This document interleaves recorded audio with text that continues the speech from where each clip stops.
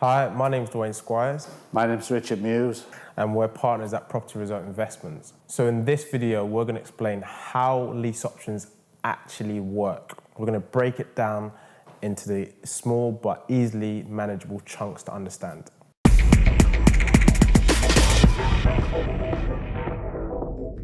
With a lease option, you're effectively agreeing a set of contracts between you and a motivated vendor.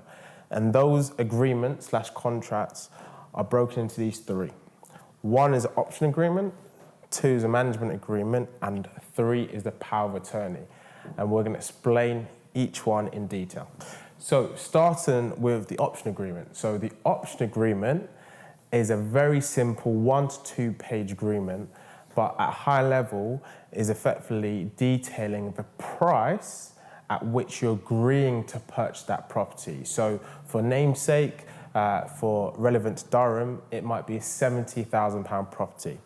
So you're agreeing a purchase price of £70,000. So if we write that down, so you're agreeing a £70,000 purchase price. In that same agreement, you'll also then highlight the term in which you're agreeing. So the term could be 7 years, as an example. And then it goes on to clarify what we call a consideration. And a consideration makes it a legal agreement. So the consideration is an exchange of monetary value between you and the vendor to say that this is a legitimate agreement. Now, it could be as low as £1, or it can be as high as whatever you want to agree. So let's just do it very simply, £1. So to recap, it details the purchase price, it details the term over which you have control of that property, and it also sets out the consideration. So we'll then go on to the second agreement, the management agreement. Richard, do you want to explain? Yeah, the management agreement gives you the right to manage the property. You then can, actually rent the property out, and it states in there what you can and what you can't do.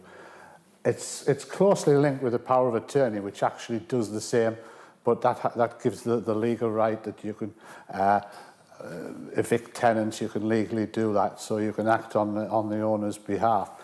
And you've got to really have all these three agreements to do the lease option. Brilliant. So to recap on the power of attorney, that's really giving the vendor's giving you the power, giving you the control over that property and the right of that property to make decisions without their approval. Yeah. So that breaks down all three sections of a lease option and the contracts.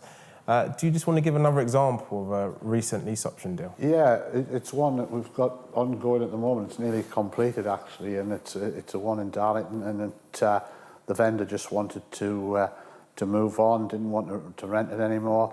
And the agreements have gone out, and it's I think if you want the figures, I think the buyers agreed to pay the vendor £160 a month in rent as a monthly payment. He also pays for the insurance, which is about another £10 a month, and the rent they're going to get off that is probably about £380 to £400.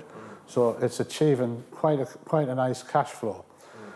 They then, in turn, become responsible for all the maintenance, repairs, and all the rental income off the property. The vendor's benefit is that he gets the monthly income every month, regardless of whether the property's empty or whatever.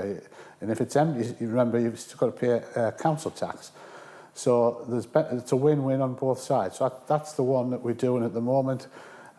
Nice property, and it's for a first-time buyer that just wants to get into property. That's a brilliant example. So as a highlight, we've got 3 agreements, and I love the example you've given where effectively the monthly ongoing costs are around £170, and then the rental price at high would be £400, but if you went conservative, £380.